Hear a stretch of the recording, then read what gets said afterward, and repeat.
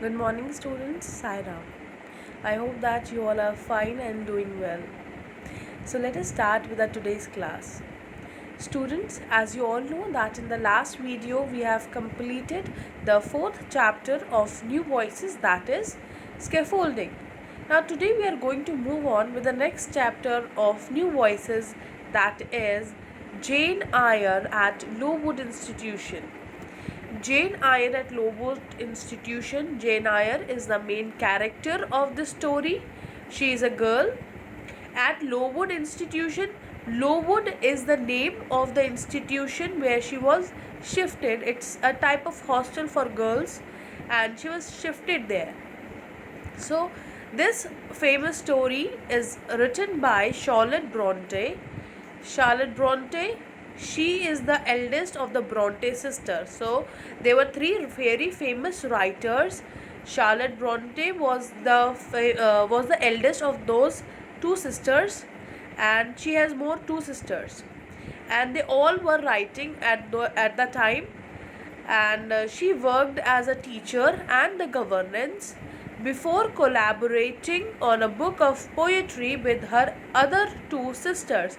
So she, being a writer, she was also working as a governess and a teacher. Her the name of other two sisters are Emily Bronte and Anne Bronte, who were writers as well. So these three sisters were writers, and they combined a book and they wrote a book of poem. These three sisters wrote a book of poem. And Bronte published the semi-autobiographical novel Jane Eyre under the pseudonym Currer Bell. This is an extract from Jane Eyre. So, Bronte wrote a novel named Jane Eyre. So, Jane Eyre is a novel, and the chapter we are going to read today is a part of that novel, because you all know that novel is a very long story, and it might be of 300 pages, 200 pages. So, this much long story is a novel, and this chapter, Jane Eyre at Lowood Institution, is a part of that novel from where it is taken, and it is not a whole novel, it is just a part of that novel. And that novel is semi-autobiographical. Semi-autobiographical means that some part of the story are related to Bronte's life, Charlotte Bronte's life. Some part of the story are related to her own life. She has described some important points of her life in this story, and she write under the name pseudonym. What is pseudonym? Pseudonym is pen name, that you use another name while you are writing something. That is Currer Bell she used while writing this novel Jane Eyre. So let us begin with the explanation of the story. So the chapter is Jane Eyre at Lowood Institution. The story starts with my sister and her husband dead. We must look after their child. Promise me to raise Jane Eyre as one of our own children. I will. Jane was mistreated by her callous aunt, Mrs. Reed. She was excluded from every enjoyment in the family. So, when we read this first box, that is, with my sister and her husband dead, must look after their child. So, this box says that Jane Eyre, after her parents were dead, she went to live with her maternal aunt. In Hindi, you say him Mama. So, she was handed over to her maternal uncle and aunt after her parents were dead. Now, the maternal aunt, Mr. Reed, is about to die, and he is taking promise from his wife, whose name is Mrs. Reed, and he says that you should take care of Jane Eyre as our own child. So, will you do so? Mrs. Reed said, yes, I will do so. But Jane Eyre aunt always mistreated her. She always behaved very bad with Jane Eyre. She was very wealthy, but she made Jane Eyre live as a poor life. And she always excluded her. She never include Jane Eyre in her family function. She never let Jane Eyre to play with her own children. So Jane Eyre was living a very poor life there.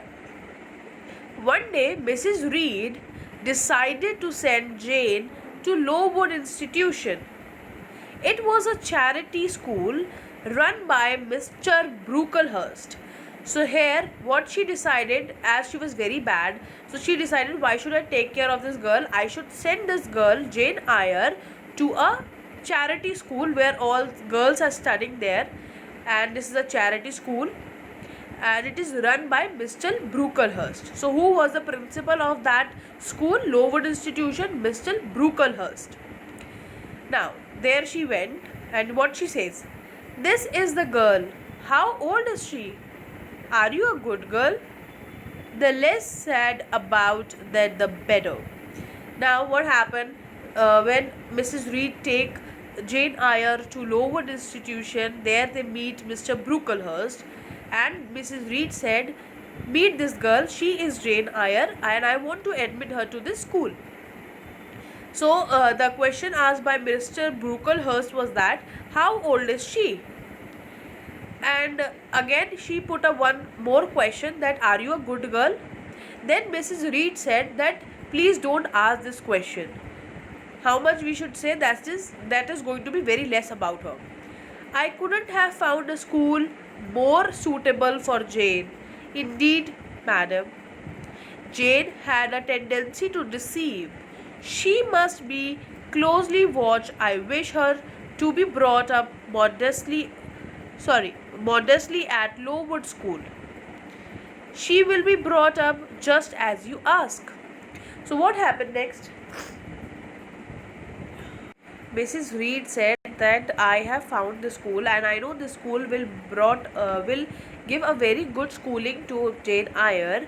But then what she said? She said that she is very she has a tendency to deceive others. That means she has a tendency to cheat with others, and that's why you should look at her very closely. She should not be left alone, and you should always have an eye on her. And that's what Mr. Brooklehurst said. He said, okay, I will do so as whatever you have said to me. Now, one day Mr. Brooklehurst visit Lowood School. Oh, why is he here? Jane dreaded this moment and in fear dropped her slate. How careless! Come to the front. I have something to say about you. She looks like an ordinary child, but that's not true. How shocking! Gosh! Everyone avoid her. Teachers watch her. Her kind aunt told me that she is ungrateful and tell lies. No one is to talk to her for the rest of the day. So one day when Brooklehurst was watching or was roaming in the school, he was looking at every school class of that school. So one girl of that class where Jane Eyre was studying, she said, "Oh, why he is here?" Jane Eyre got afraid, and she, in nervousness, dropped her slate, and it broke. And Mr. Brooklehurst saw that. He said, "You girl, come here. You are so careless that you broke your slate." And when he make Jane Eyre stand in front of the class, he said that everyone should listen to me because I am going to tell you something very important about her.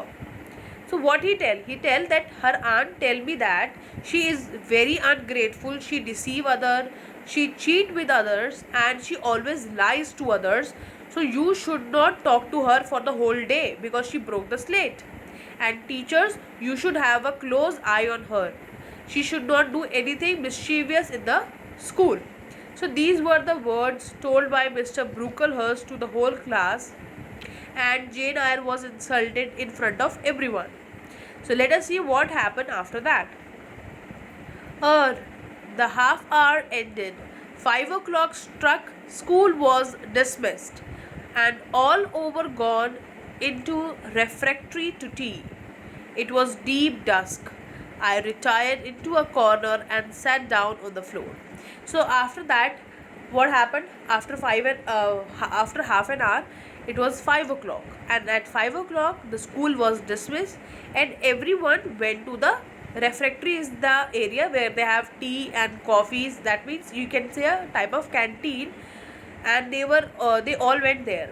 It is just like a deep dusk. The sun is going to set in few minutes, and I retired into a corner and sat.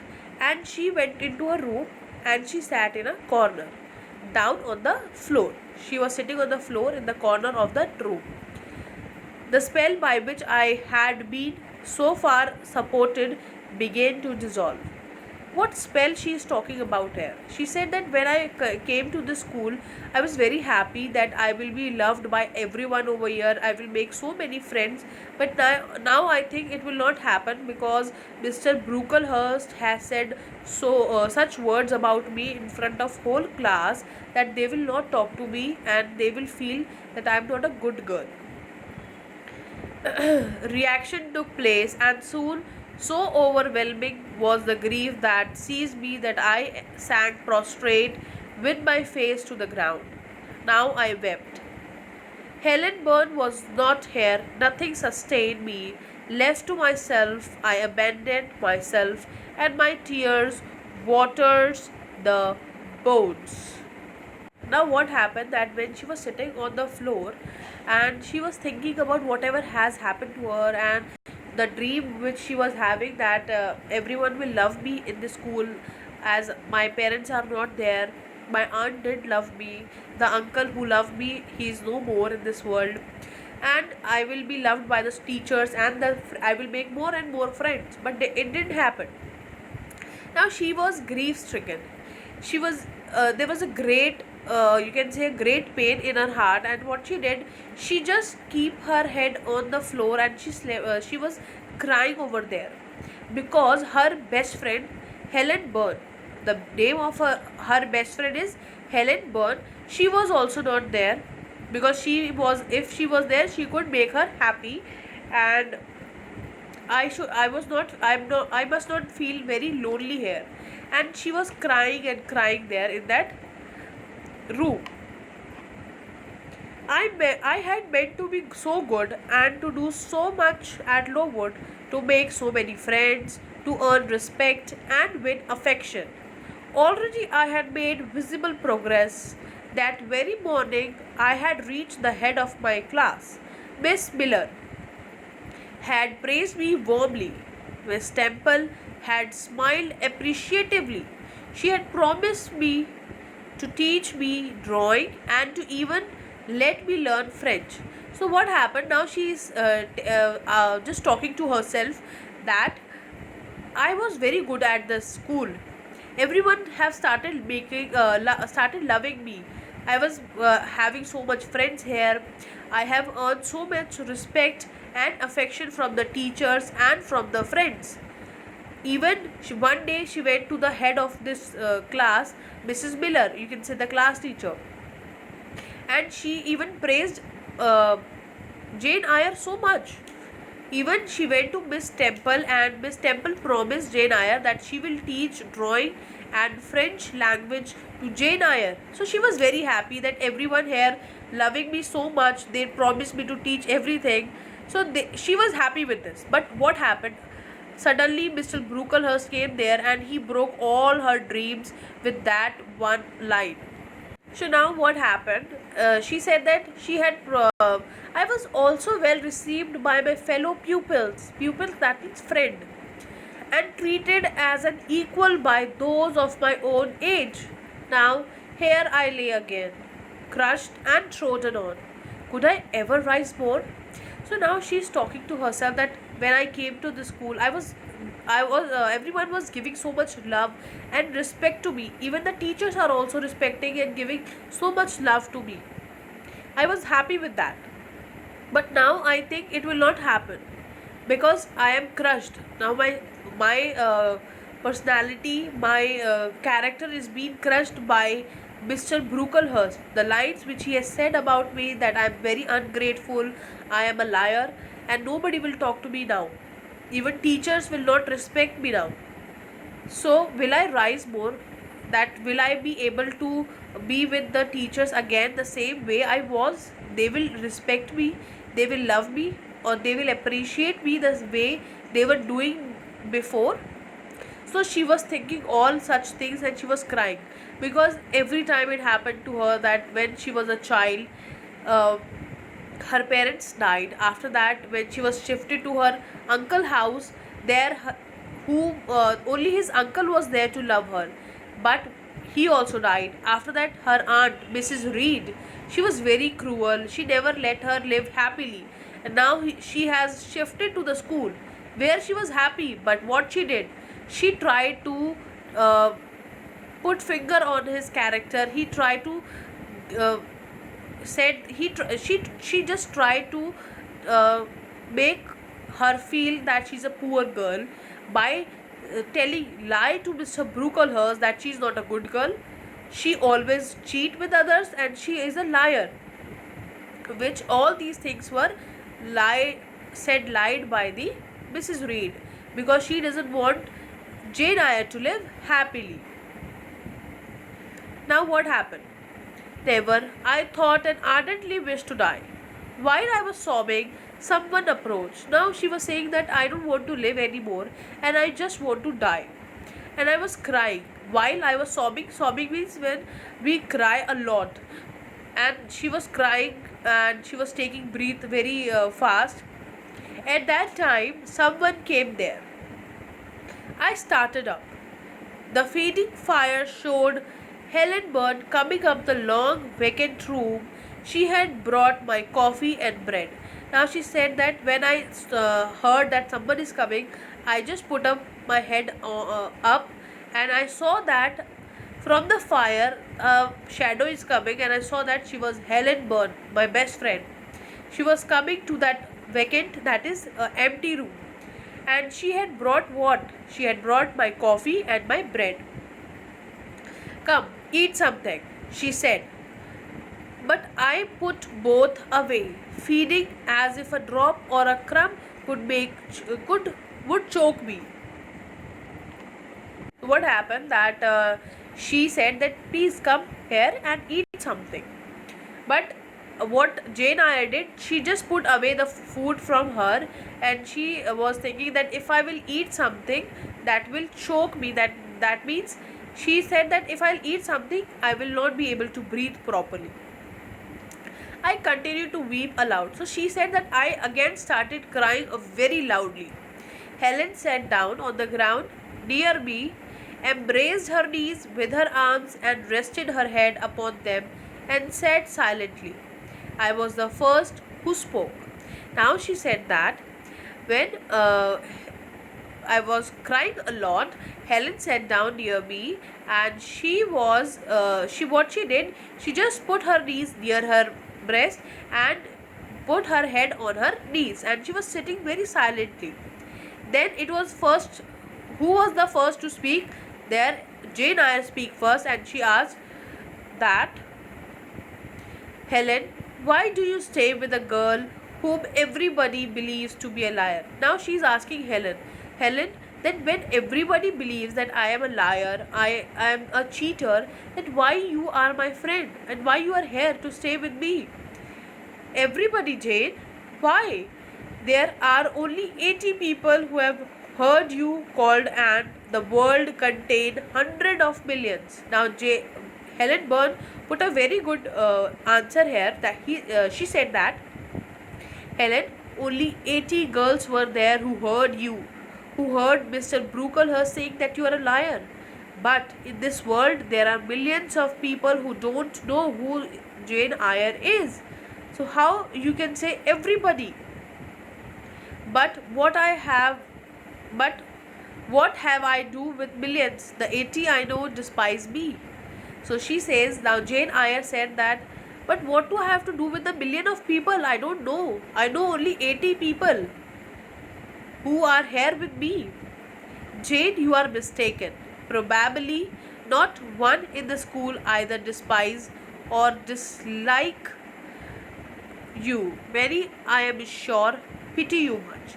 So here, Helen says that Jane, they don't despise you. Despise me, they don't look with you uh, with any disrespect. They all respect you. Even they will have sympathy for you. They all have pity on you.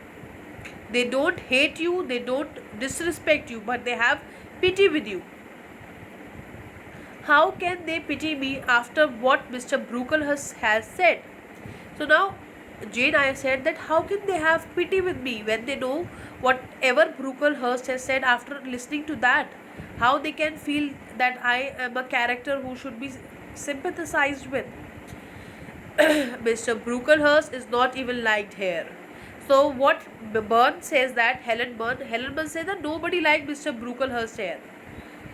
Had he treated you as a special favorite, you would have found enemies, declared or covert, all around you. As it is, the greatest number would offer you sympathy if they dared. So here, what Helen Byrne said that it's good that he disrespect you, because if he would love you a lot, if you will be her favorite child, that every girl in this school would hate you, either telling you on your face or either keeping that hatred in their heart, but they all will hate you because Mr. Brooklehurst loves no one, and that's why it's good that he has said certain words for you, and now everybody is having pity for you. Teachers and pupil may look coldly as at you for a day or two, but friendly feeling are concealed in their hearts, and if you preserve in doing well, these feelings will ere longer appear much more evidently, especially after their temporary suppression. Beside Jane, she paused. Now Helen Byrne says here, she put very good question, that she says that Jane, if Mr. Brooklehurst will love you, if you will be her favorite child, then every girl and every teacher will hate you. Either they will speak it to you on your face, they will show it to you, or they will have this hatred in their heart. But everyone will hate you. But now, as Mr. Brooklehurst said these words to you, they will have pity for you. For few days, friendly speaking, they will have that disrespected feeling towards you. But if you will do the way you are doing so well in the school, then they will again show you the feeling which they had hidden their heart. So here Helen Byrne says that if you will do goods in your studies and if you will be a very good student in the school, then again the teachers will start loving you the same way they loved you before. Because the feelings, they are just suppressed, they are just hidden in the heart, they are not vanished, they are not gone anywhere. They are there in the hearts of the teacher and your friends. It's just that it is just for few days, and after few days they will be the same with you as they were before. Now let us read after that. When Helen said, I putting my hand into hers, she shoved my fingers gently to warm them and went on. If the entire world hate you and believe you to be wicked, while your own conscience approved you and absolved you from guilt, you would not be without friends. Now Jane Eyre says that Helen says that Jane Eyre is telling that, well, Helen said, I putting my hand into hers. And what they do when they were sitting together, she put her hand into the hands of Helen and she started rubbing her hands. Helen started rubbing her hands against the hands of Jane Eyre to make them warm. And she said a very beautiful line. She said that if you think the entire world hate you and you believe that you are wicked, that you are very weak at that moment, even when you yourself know that you are weak, when the whole world absolved you for that guilt, but still at that moment also you will find your friends with you. Now she says that, Jane Eyre says, no, I know I should think well of myself, but that is not enough. If others do not love me, I would rather die than live. I cannot bear to be solitary and hatred. Now here Jane Eyre says that I know that I am thinking so much. I know I should love myself. But what happened if nobody else loved me? Then what should I do? I should die even then living on this earth. Because I cannot live alone. Solitary means in loneliness. I cannot live in loneliness, and I cannot bear that hatred which people are giving to me. To gain some real affection from you or Miss Temple or any other whom I truly love, I would willingly submit to have the bone of my arms broken or to let a bull toss me. Sorry. So now Jane Eyre says that it's good that I should to gain sympathy, to gain love from you all, to get that love from you all, I should even get my arms broken or I should die, because I cannot live in this lonely world where only I will get hatred from other peoples. So now Helen said, shh, Jane, you think so much. I know you are innocent of this charge which Mr. Bruckle has weakly and pompously repeated at second hand from Mrs. Reed, for I read sincerity in your eyes. So here Helen shows her confident in Jane Eyre that I know that you are a very innocent girl. I know whatever Mr. Brooklehurst has said about you is wrong. He is just repeating the words of Mrs. Reed. But I know that you are a very sincere girl, because I can see that sincerity in your eyes. Now this shows that Helen Byrne is a very good friend of Jane Eyre. So today in this video we are going to do this much only, and we will continue in the next video with the another half of this chapter. Thank you, students.